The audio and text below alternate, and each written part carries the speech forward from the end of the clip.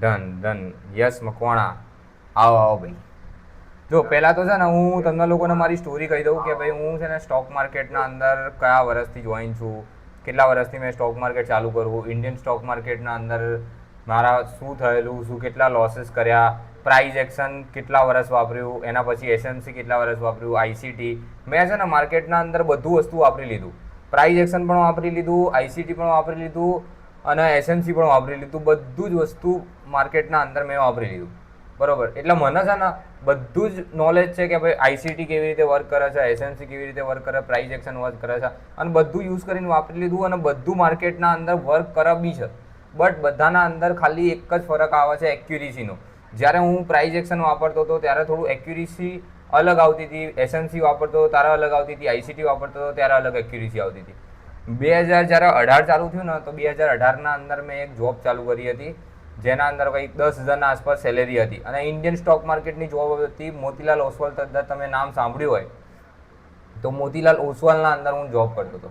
બરાબર, હવે એના અંદર તમને ખબર છે કે તમને છે ને ઇન્ડિયન સ્ટોક માર્કેટ પહેલાં જે લોકો કરતા હતા ને તો એ લોકોને ખબર હશે કે ભાઈ બહુ બધા કોલ આવતા હતા કે ભાઈ અમે તમને આ ટિપ્સ આપીશું, અમે તમને આટલા પ્રોફિટ કરાવી આપીશું, એ પ્રોફિટના અંદર તમારે આટલો ચાર્જ આપવાનો અથવા તો 30%નું શેરિંગ આપવાનું.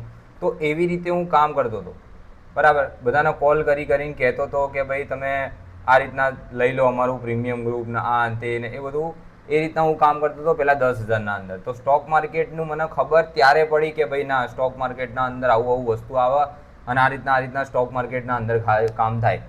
પછી 2-3 મહિના મેં ત્યાં જોબ કરીને એના પછી મને એવું થયું કે ભાઈ લોકો પૈસા કમાઈ રહ્યા છે સ્ટોક માર્કેટથી, તો હું કેમ પૈસા ના કમાઈ શકું. તો મેં મારા સૌથી પહેલાંના 10,000 રૂપિયા મેં મારા નાખેલા એન્જલ વનના એકાઉન્ટના અંદર અને એ પહેલાં 10,000થી મેં 15,000 રૂપિયા બનાવેલા અને 15,000 રૂપિયા બનાવ્યા અને 15,000 રૂપિયાથી એ પાછા ઝીરો કરી નાખેલા એ પૈસા. તો ત્યારે હું વાપરતો હતો પ્રાઇઝ એક્શન ને પ્રાઇઝ એક્શનનું બી મને ત્યારે છે ને ખાલી સપોર્ટ રેઝિસ્ટન્સ જ ખબર હતી કે ભાઈ માર્કેટના અંદર આ રીતના અહીંયા સપોર્ટ બનાવી દીધો કોઈ બી રીતે, જો આ રીતના અહીંયા કોઈ બી સપોર્ટ બનાવી દીધો અને આ રીતના અહીંયા કોઈ બી રેઝિસ્ટન્સ બનાવી દીધો. બરાબર છે, સપોર્ટ રેઝિસ્ટન્સ બી બનાવી દીધું. બરાબર, સપોર્ટ રેઝિસ્ટન્સ બનાવ્યા પછી બસ આટલું ખબર હતી મને માર્કેટના અંદર ત્યારે કે ભાઈ અહીંયાથી ઉપર માર્કેટ બ્રેક કરે તો અપસાઇડનો ટ્રેડ લેવાનો, નીચે માર્કેટ બ્રેક કરે તો ડાઉન સાઇડનો ટ્રેડ લેવાનો. અવાજ તો કમ્પ્લીટ આવે છે ને? હું એમને બોલ કરું છું ને અવાજ નહીં આવતો એવું તો છે નહીં ને?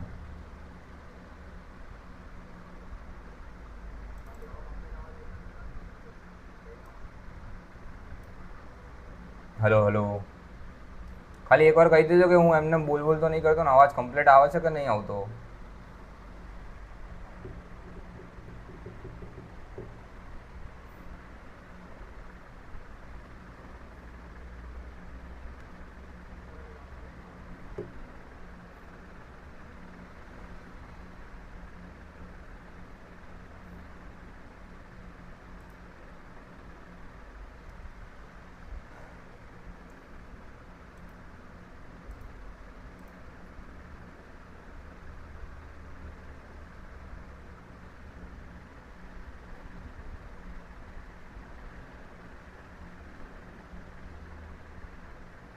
અવાજ કમ્પ્લીટ આવે છે ભાઈઓ? ખાલી કહી દો એકવાર તો ભાઈ આઈડિયા થોડો ઘણો આવી જાય આપણને.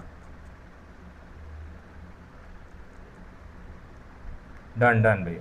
તો પહેલાં મને એટલું જ ખબર હતું કે ભાઈ આવી રીતે થાય છે કામ સ્ટોક માર્કેટના અંદર, સપોર્ટ બને છે, આ રેઝિસ્ટન્સ હોય છે, બસ આટલું વસ્તુ મને સપોર્ટ રેઝિસ્ટન્સનું પહેલાં ખબર હતું.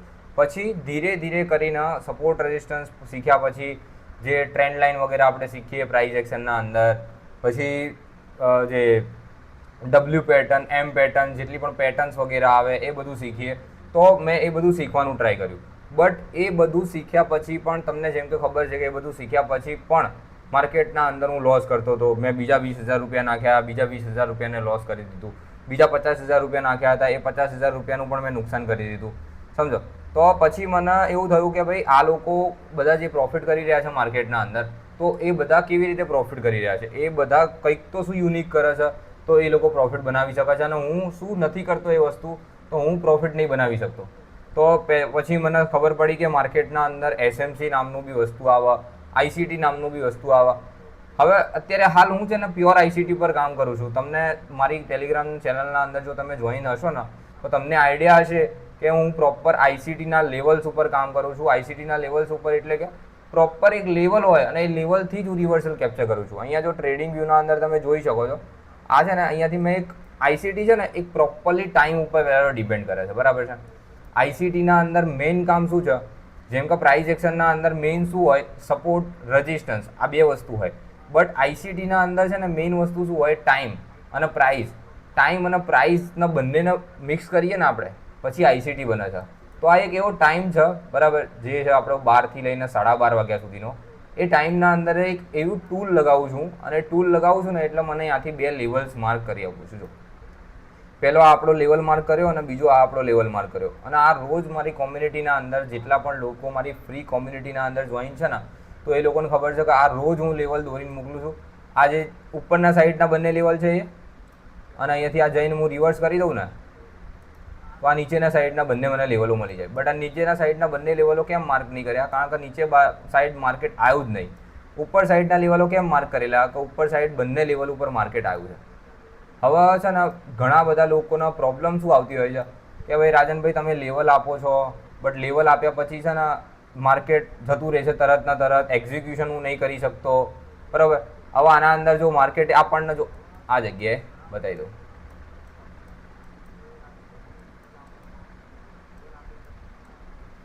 આ જગ્યાએ માર્કેટના અંદર આપણને જો એકદમ સ્નાઇપર એન્ટ્રી મળી જાય. તમને જેમ કે ખબર છે કે આપણે છે ને મિડલ લેવલ હોય ને, મિડલ લેવલથી આપણે એન્ટ્રી ત્યાં બનાવીએ છીએ. એન્ટ્રી મિડલ લેવલથી જ આપણે પ્લાન કરીએ છીએ. બટ જે લોકોના મારું એન્ટ્રી મોડ્યુલ ખબર નથી કે કેવી રીતે હું એન્ટ્રી પ્લાન કરું છું, કે જે પણ લોકો મારી કોમ્યુનિટીના અંદર છે અને એ લોકોને નહીં ખબર કે હું કેવી રીતે એન્ટ્રી પ્લાન કરું છું, તો એ લોકોની એન્ટ્રી આ જગ્યાએ નહીં બને. એ લોકોની એન્ટ્રી ક્યાં બનશે કે ભાઈ આ જો આ જગ્યાએ કદાચ માર્કેટ થોડું વધુ રહ્યું, ફ્લક્ચ્યુએશન માર્કેટે આપી દઉં તો આ જગ્યાએ એમની એન્ટ્રી બનશે ને માર્કેટમાં એમનો સ્ટોપ લોસ જે છે ને એ બહુ મોટો બનશે.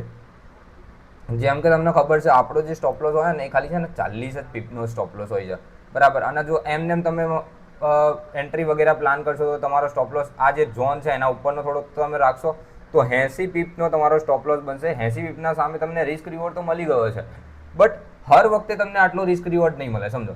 તો મારું એન્ટ્રી મોડ્યુલ શું છે, હું કેવી રીતે પ્લાન કરું છું, મેં આ જે એન્ટ્રી મોડ્યુલ છે ને આ એન્ટ્રી મોડ્યુલ ઉપર કમસે કમ 1000 ટ્રેડ લઈ લીધા હશે. અને મેં નાના કેપિટલના એટલે કે મેં આપણે $200 કેપિટલનો ચેલેન્જ ચાલુ કર્યો હતો, તો $200 કેપિટલથી મેં $1000 કેપિટલના અંદર કન્વર્ટ બી કરી દીધું છે. તો મેં નાના કેપિટલથી મોટા કેપિટલના અંદર એક ખાલી આ એન્ટ્રી મોડ્યુલનો યુઝ કરીને જ આખું કન્વર્ટ કરી દીધું, સમજો. આ જ એન્ટ્રી મોડ્યુલનો યુઝ કર્યો છે, બીજું કોઈ જ વસ્તુ યુઝ નથી કર્યું. અને આ એન્ટ્રી મોડ્યુલ હું તમને ડેફિનેટલી 100% કહું છું કે આ એન્ટ્રી મોડ્યુલ જો તમે એકવાર શીખી ગયા ને તો માર્કેટના અંદર તમને બીજું કોઈ વસ્તુને શીખવાની નીડ નહીં લાગે. બાકી માર્કેટના અંદર બીજું બધું શીખવાનું, એસએમસીના અંદર ઓર્ડર બ્લોક થઈ ગયું, બરાબર, એ બધું તમે શીખજો. બટ તમે એક આ વસ્તુ શીખી લીધું ને તો તમને એક આ વસ્તુ જો માર્કેટના અંદર તમને પ્રોફિટેબલ બનવું હોય ને તો 2 વસ્તુ તમારા પાસે હોવી જોઈએ. એક તો તમારે શું થવું જોઈએ, સ્ટ્રેટેજી જોઈએ કે જે સારી માર્કેટના અંદર કામ કરતી હોય, 70%ની 80%ની એક્યુરેસી આવતી હોય. હું માનું છું આ જે સ્ટ્રેટેજી છે એની અમુક વાર 50%ની પણ એક્યુરેસી થઈ જતી હશે. બટ એ 50%ની એક્યુરેસીના અંદર જો તમે બીજું એક વસ્તુ એડ કરી દો ને તો તમને છે ને આ સ્ટ્રેટેજી 40%ની એક્યુરેસી પણ આવશે ને તો 40%ની એક્યુરેસીના અંદર પણ તમે આ સ્ટ્રેટેજી સાથે પ્રોફિટેબલ રહેશો. કેમનું એ હું તમને કહું 2 મિનિટ. બસ તો હવે આમાં જ આ શીખવાડો સાગરભાઈ, આમાં જ શીખવાડીશું આપણે, બરાબર. જો આના અંદર એન્ટ્રી કેવી રીતે પ્લાન કરવાની, જેમ કે સવારમાં આવ્યા આપણે, સવારમાં આવીને આપણે મેં તમને આ 2 થી 4 લેવલ મોકલી દીધા, બરાબર. ક્વોન્ટમના આ બંને સેલિંગ લેવલ હોય, બંને બાઇંગ લેવલ હોય. અત્યારે હાલ ત્રીજો લેવલ મેં એડ કર્યો છે, બટ ત્રીજા લેવલ આપણે તરફ પછી જઈશું. એ બહુ એક્સ્ટ્રા ઓર્ડિનરી થઈ ગયું ત્રીજો લેવલ. અત્યારે હાલ ખાલી આપણે 2 લેવલ જ જોઈએ, બરાબર છે. 2 ટાઈપના એન્ટ્રી મોડ્યુલ હોય, બરાબર. એક ટાઈપનો એન્ટ્રી મોડ્યુલ કેવો હોય કે ભાઈ આ રીતના, જો અહીંયા હું તમને એક્ઝામ્પલ એટલા માટે જ મેં તમને એક્ઝામ્પલ અહીંયા કીધેલા છે, જો બતાવી દઉં.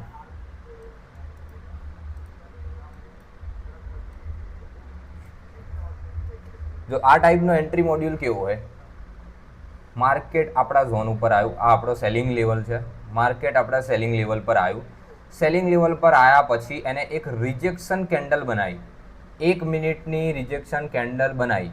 તો 1 મિનિટની રિજેક્શન કેન્ડલ જ્યાં બની ક્લોઝ થાય છે, ક્લોઝ થયા પછી એના એ રિજેક્શન કેન્ડલના નીચે આપણે સેલ કરવાનું. સમજો, આ 1 મિનિટની રિજેક્શન કેન્ડલ બની, એના નીચે સેલ કરવાનું, અને જે કેન્ડલ બની હતી એ કેન્ડલને થોડો બફર રાખીને આપણે આ સ્ટોપ લોસ લેવાનો. જે લોકો એકદમ સેફલી કામ કરવા માંગે છે આપણા ઝોન ઉપર, એકદમ સેફલી, બહુ રિસ્ક નથી લેવા માંગતા, તો એ લોકો આ રીતના એન્ટ્રી પ્લાન કરી શકે છે કે આપણા ઝોન ઉપર આવ્યું, એક રિજેક્શન કેન્ડલ બનાવી, અને એક રિજેક્શન કેન્ડલનો જેવો લો બ્રેક થયો એ લો બ્રેક થતા ઉપર જ આપણી એન્ટ્રી પ્લાન થશે. એ રિજેક્શન કેન્ડલનું જે હાઈ બનાવ્યો છે, હાઈના ઉપરનો આપણો સ્ટોપ લોસ રહેશે. બરાબર, આટલું સિમ્પલ વસ્તુ હતું. હવે આપણે જે અને હું જે સ્ટ્રેટેજી જે એન્ટ્રી મોડ્યુલ યુઝ કરું છું, એ એન્ટ્રી મોડ્યુલ આપણે જોઈ લઈએ એકવાર. બરાબર, હું એન્ટ્રી મોડ્યુલ શું કરું છું યુઝ, આ જે આપણો ઝોન છે, બરાબર, આ ઝોનના અંદર આપણી એક લાઇન ખેંચી લઈએ, મિડલ લાઇન. પહેલાં બધું ડિલીટ કરી નાખીએ, ચલો. બરાબર, સિમ્પલ ડિલીટ કરી નાખ્યું. આપણા જોડે આ એક ઝોન છે આપણો, બરાબર. આ ઝોનના અંદર આપણે અહીંયા શું કર્યું, આ મિડલ લાઇન દેખાય તમને, હું તમને આ ઝોન દોરતા શીખવાડીશ. નેક્સ્ટ જે લેક્ચર રહેશે એ ખાલી આપણી કોમ્યુનિટી માટે રહેશે. આ જે લેક્ચર રાખ્યો છે એ પબ્લિક માટે રાખેલો છે, એટલા માટે આના અંદર હું શીખવાડતો નથી પ્રોપર કે ભાઈ કેવી રીતે આ લેવલ્સ ડ્રો કરવાના. આના સિવાય બી મારા જોડે 3-4 વસ્તુ હજુ છે. આ ક્વોન્ટમ ફિબની સ્ટ્રેટેજી છે, આના પછી સ્નાઇપર ફિબની સ્ટ્રેટેજી છે, ક્વોન્ટમ ફિબની સ્ટ્રેટેજીના અંદર પણ મેનિપ્યુલેશન લેગ છે, બહુ બધું વસ્તુ છે તમને શીખવાડવા માટે, બરોબર. બટ અત્યારે હાલ એટલા માટે નથી શીખવાડતો, કોમ્યુનિટી મેમ્બર્સ માટે એક અલગથી મીટિંગ લઈશ, કોમ્યુનિટીમાં જોડાઈ જજો જો લોકો ના જોડાયા હોય, બરાબર. જો આ આપણો ઝોન આવી ગયો, આપણો ઝોન આવી ગયો ને આ ઝોનના અંદર હું એક મિડલ લાઇન ડ્રો કરું છું. આ જો મિડલ લાઇન તમને દેખાતી હશે, આ મિડલ લાઇન દેખાય છે, બસ. જો આ મિડલ લાઇને આપણે આ એક લાઇન ડ્રો કરી દીધી, આ લાઇન ડ્રો કરી નાખી. હવે માર્કેટ છે ને અહીંયા જ્યારે ચાલતું હોય ને આ જગ્યાએ, ત્યારે હું મારી કોમ્યુનિટીના અંદર બી રેડીનો મેસેજ નાખી દઉં છું કે રેડી રહેજો ભાઈ, માર્કેટ આપણા સેલિંગ ઝોન ઉપર આવવાનું છે, બરાબર.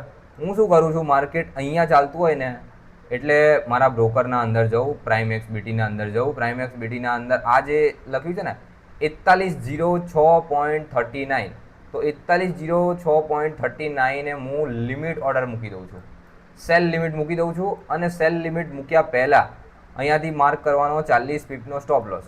40 પીપનો સ્ટોપ લોસ આવી ગયો એટલે 4110.53, બરાબર. 4110.53 એટલે લિમિટ ઓર્ડર પહેલાં સેટ કરવું. એ જ લિમિટ ઓર્ડરના અંદર એન્ટ્રી માર્યા પહેલાં 4110.53 લિમિટ ઓર્ડર માર્યા પહેલાં જ હું એના અંદર સ્ટોપ લોસ પણ સેટ કરી દઉં છું, બરાબર. સ્ટોપ લોસ સેટ કર્યા પછી એના અંદર ટાર્ગેટ હું ઓપન રાખું છું, અને મિનિમમ ટાર્ગેટ મારો 100 પીપ તો હોય જ છે. જો તો આ રીતના એન્ટ્રી પ્લાન કરું છું.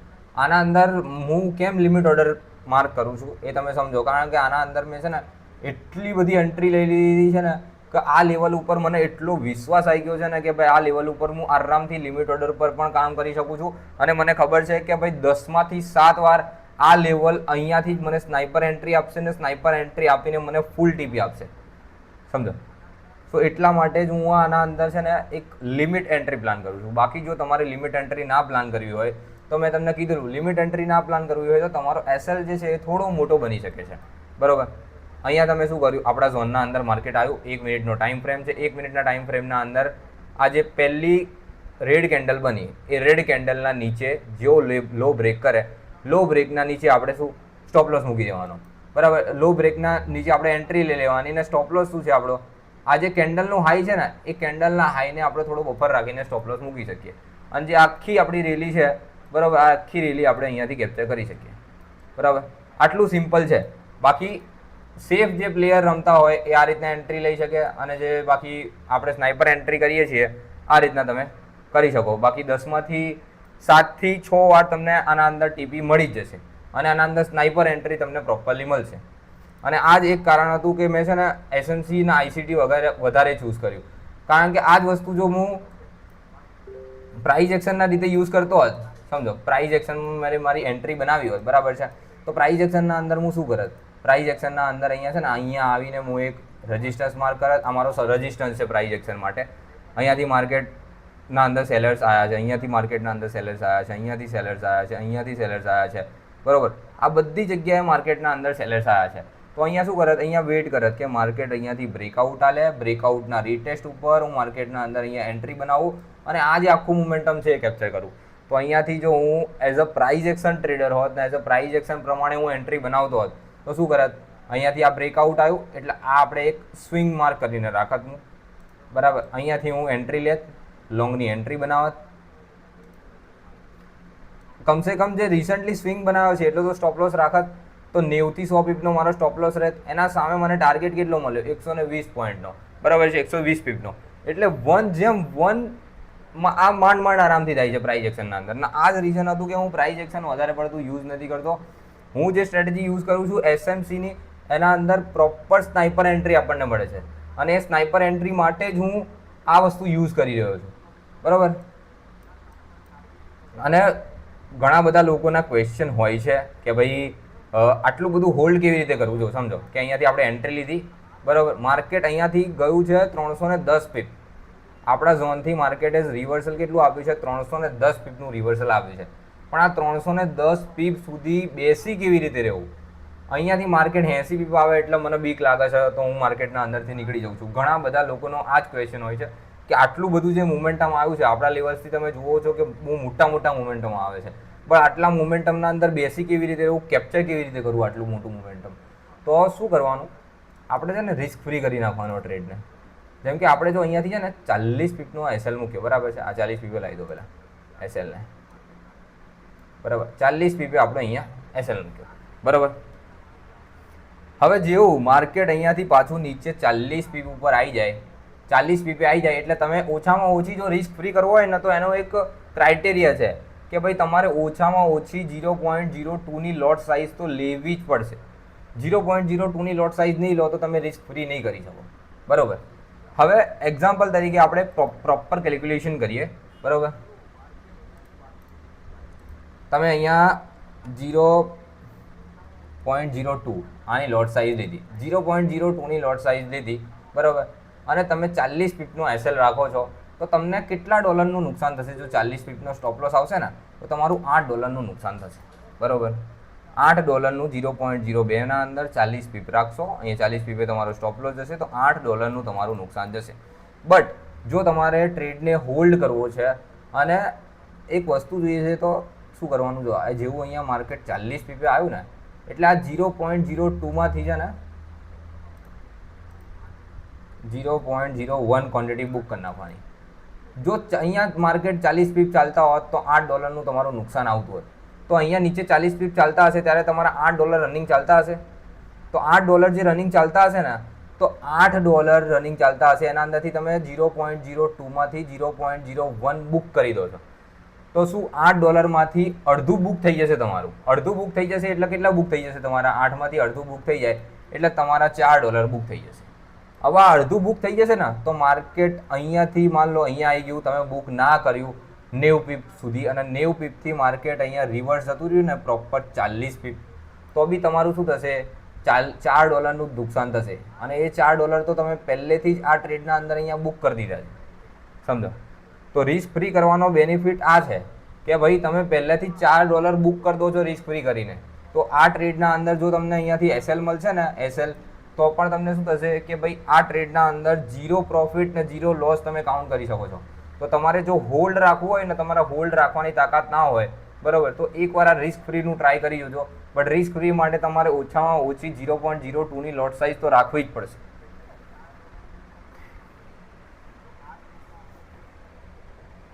લેવલ કેમના ડ્રો કરો છો, લેવલ કેમના ડ્રો કરો છો ભાઈ, એ છે ને આપણે નેક્સ્ટ ક્લાસ લઈશું ને કોમ્યુનિટીનો આપણો, એટલે હું તમને પ્રોપર લેવલ શીખવાડી દઈશ કે લેવલ હું કેમના ડ્રો કરું છું. આપણા જોડે મેં તમને પહેલાં જ કીધું 3 સ્ટ્રેટેજી છે. એક છે આપણી ક્વોન્ટમ ફિબવાળી સ્ટ્રેટેજી, એક સ્નાઇપર ફિબવાળી સ્ટ્રેટેજી. સ્નાઇપર ફિબવાળી સ્ટ્રેટેજીનું હું તમને ઉપરથી અત્યારે હાલ એક એક્ઝામ્પલ પણ આપી દઉં. જો સ્નાઇપર ફિબવાળી સ્ટ્રેટેજી આપણને શું કહે છે ખબર, જેમ કે આપણે આપણો લેવલ છે, બરાબર છે, આપણો એક સેલિંગ લેવલ છે. આ સેલિંગ લેવલે આપણે માર્કેટ આવ્યું, માર્કેટ આવ્યા પછી શું કર્યું, આપણે અહીંયા લિમિટ ઓર્ડર લગાવ્યો. લિમિટ ઓર્ડર લગાવ્યા પછી માર્કેટે આપણો એસએલ લઈ લીધો. હવે એસએલ લઈ લીધો તો ઘણા બધા લોકોને શું થાય છે કે ભાઈ મારે અહીંયાથી રી એન્ટ્રી પ્લાન કરવી છે, મને એવું લાગે છે મારા લેવલ ઉપર મને વિશ્વાસ છે કે માર્કેટ અહીંયાથી પડી જશે. બટ એકવાર તો આપણો એસએલ લઈ લીધેલો છે, તો આપણે એના અંદર રી એન્ટ્રી કેવી રીતે બનાવીએ? તો રી એન્ટ્રી બનાવવા માટે એક સ્નાઇપર ફિબ નામનું ટૂલ યુઝ થાય છે. તો એ ટૂલ પણ હું તમને શીખવાડવાનો છું કે ભાઈ એ સ્ટ્રેટના અંદર જો આપણે ફરીથી એન્ટ્રી પ્લાન કરવી છે, ઘણીવાર એવું થાય છે કે ભાઈ આપણા ઝોન ઉપર આવે, આપણું એસએલ લઈ લે, એસએલ લીધા પછી આપણને ફૂલ ટીપી આપી દે છે. તો એ ફૂલ ટીપી આપી દે છે, તો એ મિસ કેવી રીતે ના કરવો, સમજો. પહેલાં તો એ વસ્તુ યાદ રાખજો કે તમે પ્રોફિટેબલ ટ્રેડર તમારે બનવું હોય ને, તો તમારામાં છે ને એકદમ ફોમો ઝીરો હોવું જોઈએ.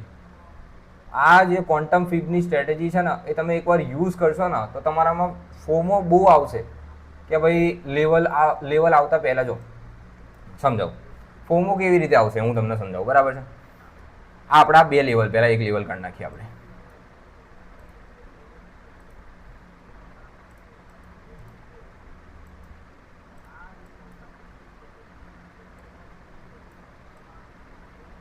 સમજો ફોમો કેવી રીતે આવશે હું તમને સમજાવી દઉં.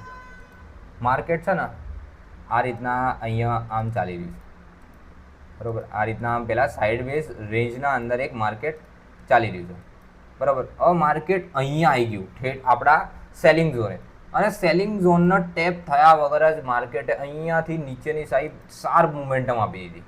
તો ફોમો છે ને તમને અહીંયા આવશે કે ભાઈ માર્કેટ આપણા લેવલ પર નહીં આવ્યું ને અહીંયાથી શાર્પ મોમેન્ટમ આપી દીધી. તો અમુક વાર છે ને માર્કેટ અહીંયાથી અમુક વાર છે ને આટલી મોમેન્ટમ પણ આપશે ને તો બી તમારા માઇન્ડના અંદર શું થઈ જશે, એક ફોમો ઘૂસી જશે કે ના માર્કેટ અહીંયાથી જ નીચે જતું રહેશે, અને તમે અહીંયાથી જ એન્ટ્રી પ્લાન કરી દેશો ને પછી માર્કેટ આપણા ઝોન ઉપર આવશે અને તમારો એસએલ લેશે, અને તમારો એસએલ લઈને માર્કેટ અહીંયાથી આટલું નીચે પડશે.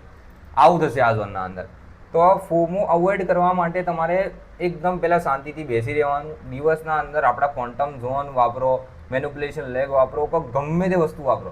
દિવસના અંદર મેક્સિમમ આપણા છે ને 2 થી 3 ટ્રેડ બનશે. આપણા લેવલ આવે દિવસના અંદર તો કામ કરવાનું, જો આપણા લેવલ ના આવે દિવસના અંદર તો કામ નહીં કરવાનું. બસ ધેટ્સ ઇટ. આટલું વસ્તુ તમે ધ્યાન રાખજો. બાકી તમે હરેક સેટઅપ ઉપર કામ કરતા રહેશો, હરેક જગ્યાએ કામ કરતા રહેશો ને, હરેક સેટઅપ ઉપર કામ કરતા રહેશો, હરેક જગ્યાએ કામ કરતા રહેશો ને, તો કોઈ દિવસ પ્રોફિટેબલ પણ નહીં બની શકો, કોઈ લેવલ ઉપર બી કામ નહીં કરી શકો ને કશું જ નહીં કરી શકો તમે, સમજો. તો આટલું વસ્તુ ખાલી તમે ધ્યાન રાખજો કે ફોમો માર્કેટના અંદર નહીં કરવાનો. આપણા લેવલ ઉપર આવે, લેવલ ઉપર એન્ટ્રી આપ પ્રોપરલી તો જ એન્ટ્રી કરવાની, બાકી એન્ટ્રી નહીં કરવાની. અને 2 એન્ટ્રી મોડ્યુલ સમજાયા, બંને એન્ટ્રી મોડ્યુલ તમે ધ્યાનના અંદર રાખી દેજો. અને કોઈ બી વસ્તુ મેં તમને પહેલાં જ 2 વસ્તુ કીધું કે તમારે પ્રોફિટેબલ બનવું હોય ને તો 2 વસ્તુ તમારા જોડે હોવી જોઈએ. એક તમારી સ્ટ્રેટેજી અને એક તમારું risk reward ratio, risk management. જો તમે આ રીતના પ્લાન કરશો ને એન્ટ્રી, જેમ કે આપણે આ ઝોને આવ્યો, બરાબર છે, અહીંયાથી મારે સેલ મારવું છે, આ રીતના તમે તમારો રિસ્ક રિવોર્ડ મેનેજ કરશો ને 1:1 રીતે તમારો રિસ્ક રિવોર્ડ મેનેજ કરશો ને કે ભાઈ લાવો અહીંયાથી માર્કેટ નીચે તો જવાનું જ છે, તો આટલો મોટો એસએલ રાખી દઉં ને આટલું મોટું ટાર્ગેટ રાખી દઉં, તો કોઈ દિવસ જિંદગીના અંદર તમે પ્રોફિટેબલ નહીં બની શકો, સમજો. રિસ્ક રિવોર્ડ રેશિયો તમારો કેટલો હોવો જોઈએ કે તમે જેટલું રિસ્ક કરો છો ને એનાથી કમસે કમ 2 ગણું તો આપણે એ ટ્રેડના અંદર લઈને નીકળવાનું જ છે. તમે જે અહીંયા એન્ટ્રી લો છો અને એન્ટ્રી લઈને જે તમારો અહીંયા પ્રોફિટ જુઓ છો ને બ્રોકરના અંદર કે મારું આટલું પ્રોફિટ ચાલે છે, $8, $10, $50, $100, $200, તો એ પ્રોફિટ ખરેખર તમારું નથી, સમજો. તમે એના સામે કેટલું રિસ્ક લીધું છે એ તો પહેલાં તમે જુઓ. તમે $200 એ ટ્રેડના અંદર રિસ્ક લીધું હોય, તમારું $100 અત્યારે હાલ રનિંગ પ્રોફિટ ચાલી રહ્યું છે, અને તમે $100 અંદર જ કરી નાખો, ભાઈ જવા દે $100 મળે છે અહીંયા બુક કરી દઉં, તો શું થશે? એના બીજો ટ્રેડ જો તમારો એસએલ જશે, બરાબર છે, બીજો ટ્રેડ એસએલ જતો રહ્યો તો શું થયું તમારે? એ તમે લૂઝિંગ સ્ટ્રીપના અંદર આવી ગયા તમે પ્રોપરલી, સમજો છો. તો તમે $200 નુકસાન લો છો તો કમસે કમ એના અંદર $400 નીકળવાનું તો વિચારો. $400 નીકાળશો અને એના અંદર સેમ માન લો કે બીજા ટ્રેડના અંદર નુકસાન ગયું તો તમે કમસે કમ બ્રેક ઇવનના અંદર તો રહેશો, સમજી રહ્યા છો. એટલા માટે હું મારી કોમ્યુનિટીના અંદર કેવી રીતે ટ્રેડ આપું છું કે 1:2.5 40 પીપનો આપણો સ્ટોપ લોસ હોય ને તો એના સામે 100 પીપનો ઓછામાં ઓછો ટાર્ગેટ તો હોય જ છે. 90 પીપ આવે ને 90 પીપ તો પણ આપણે બુક નથી કરાવતા કોમ્યુનિટીના અંદર, સમજો. એ શાના માટે કે બુક કરાવી દઈશું કે નેક્સ્ટ ટ્રેડના અંદર આપણો રિસ્ક રિવોર્ડ રેશિયો જ મેનેજ નહીં થાય ને આપણે ગમે એટલી એક્યુરેસી લાવી દીધી, 60% એક્યુરેસી પણ લાવી દીધી ને તો પણ આપણે મંથલીના એન્ડમાં તો લોસના અંદર જ રહીશું. તો પછી એવો ટ્રેડિંગ કરીને ફાયદો શું છે કે ભાઈ આપણે જ્યાં ટ્રેડ કરીએ છીએ, બધું મહેનત કરીએ છીએ, આટલો બધો ટાઈમ આપીએ છીએ, તો પણ આપણે મંથના એન્ડિંગના અંદર લોસમાં જ રહીશું. એવું ટ્રેડિંગ કરીને આપણે ફાયદો શું છે, સમજો તમે? તો રિસ્ક રિવોર્ડ રેશિયો અને સ્ટ્રેટેજી બહુ જ મેટર કરે છે. અને મેં મારી જર્ની જેટલી બી 3-4 વર્ષની જર્ની છે એ આખી જર્નીના અંદર આ વસ્તુ જોયું કે ઘણા બધા લોકો છે ને રિસ્ક રિવોર્ડ રેશિયો જ ફોલો નથી કરતા. ઘણી બધી સ્ટ્રેટેજી શીખી લીધી, એસએનસીની બધી સ્ટ્રેટેજી શીખી લીધી, આઈસીટીની બધી સ્ટ્રેટેજી શીખી લીધી. તમારા આ બધામાંથી પણ ઘણા બધા લોકો એવા હશે કે ભાઈ ઘણી બધી સ્ટ્રેટેજીસ બધું શીખી લીધું, સમજો, પણ એ લોકો શું કરે છે, રિસ્ક રિવોર્ડ રેશિયોને મેઇન થિંગ નથી માનતા, મેઇન વસ્તુ નથી માનતા, અને એના કારણે જ એ લોકો વધારે પડતા નુકસાનના અંદર આવી જાય છે. બાકી બોલો, પાણી પી લો, 2 મિનિટ બોલ કર્યું. બોલો, હવે તમને કોઈ પ્રોબ્લેમ હોય તો કોમેન્ટ મને ચેટના અંદર જણાવો કે તમને શું શીખવું છે, શું પ્રોબ્લેમ આવી રહી છે તમને.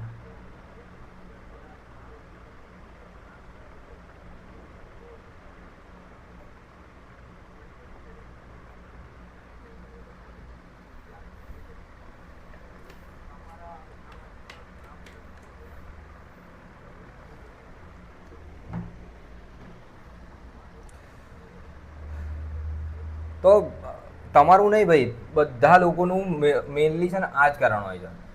કોઈ બી એક સ્ટ્રેટેજી છે ને, એક સ્ટ્રેટેજી ઉપર 10 ટ્રેડ લેશે, 10 ટ્રેડ લીધા પછી રિસ્ક રિવોર્ડ ફોલો ના કર્યો, રિસ્ક મેનેજમેન્ટ પ્રોપર કર્યું નહીં, અને 10 ટ્રેડના અંદરથી માન લો કે 7 ટ્રેડના અંદર ટાર્ગેટ આવી ગયા, બટ સલંગ એના અંદર 3 એસએલ જતા રહ્યા ને, એટલે એ શું કરશે ખબર કે આ સ્ટ્રેટેજી તો જવા દે, નકામી છે, આ સ્ટ્રેટેજી તો કામ નહીં આવતી.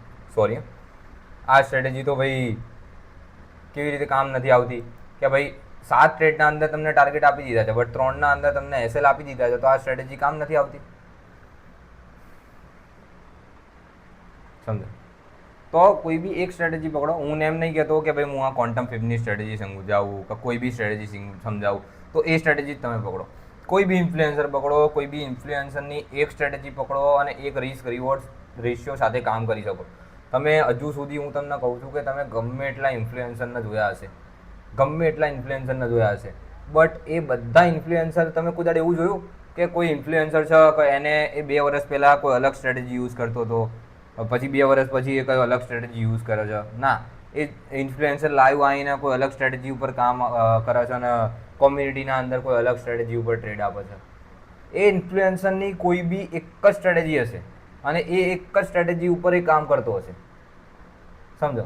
તો ઇન્ફ્લુએન્સર ક્યારે બન્યો કે જ્યારે એને સ્ટોક માર્કેટ, ફોરેક્સ માર્કેટ અને ક્રિપ્ટો માર્કેટની એક સાયકોલોજી ખબર પડી ગઈ કે ના ભાઈ આ રીતના મારે એક સ્ટ્રેટેજી ઉપર કામ કરવું પડશે અને એ સ્ટ્રેટેજીના અંદર જ કંઈક મારે ફેરફાર લાવવા પડશે, સમજો?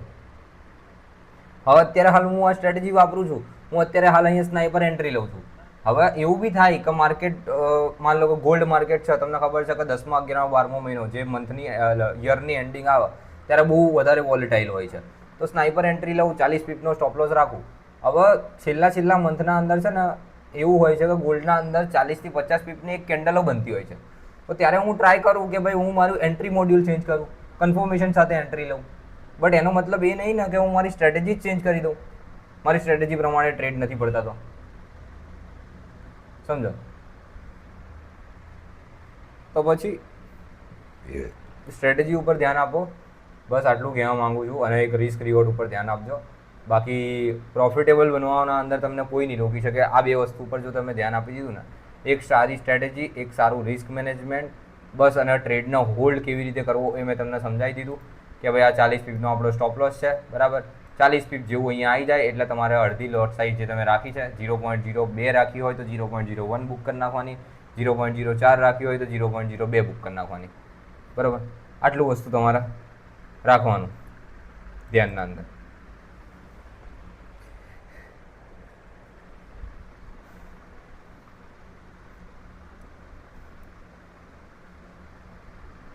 બોલો, હવે બીજું કંઈક તમારો ક્વેશ્ચન વગેરે હોય જણાવી શકો તમે મને.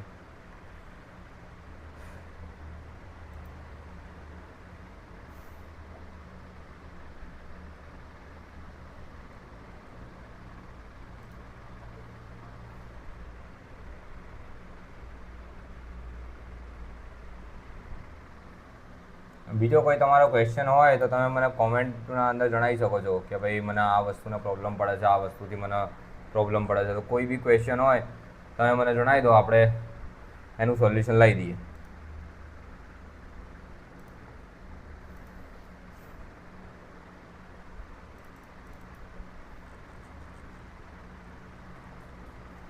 લેગ બહુ મારે છે. આઈ થિંક કદાચ હું બોલું છું ને એ બધું જ બહુ વધારે લેગ મારે છે. ઓહો, મેસેજ વાંચ્યા નહીં પણ કરણભાઈ બી આપણા લાઈવ સ્ટ્રીમના અંદર આવી ગયા. આપણે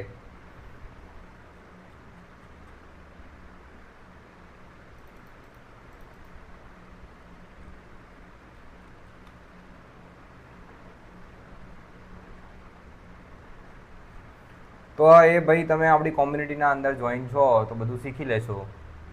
કોમ્યુનિટીના અંદર જોઈન થઈ જાઓ.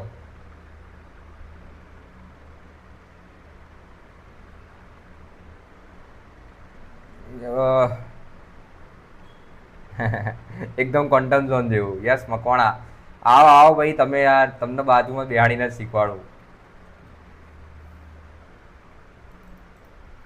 પણ આ જો ને લેગ એટલું બધું મારા ને ખબર નહીં કેમ. યુટ્યુબ શું પ્રોબ્લેમ છે એ જ ખબર નહીં પડતી. બાકી ચલો, બહુ વધારે લેગ મારી દીધું એવું હોય તો ને આપણે થોડું સારા નેટ સાથે આગળ એક લાઈવ ક્લાસ રાખીશું. એ લાઈવ ક્લાસના અંદર હું ટ્રાય કરીશ કે આવો કોઈ જ પ્રોબ્લેમ નહીં આવે લાઈવ ક્લાસના અંદર. અત્યારે હાલ જે પ્રોબ્લેમ આવી રહ્યો છે એ બરાબર. ડન. ચલો, જય માતાજી. બાકી ક્લાસ કેવો લાગ્યો એ તમે મને વોટ્સઅપના અંદર આવીને કહી શકો છો કે ભાઈ કેવું સમજાયું મેં, કેવું ના સમજાયું. ખરાબ લાગ્યું હોય તો ખરાબ રિવ્યૂ આપજો, સારું લાગ્યું હોય તો સારું રિવ્યૂ આપજો. પણ કેવો લાગ્યો ક્લાસ એ મને ખાલી કહી દેજો એકવાર, બરાબર. ચલો ભાઈ, મળીએ. જય માતાજી.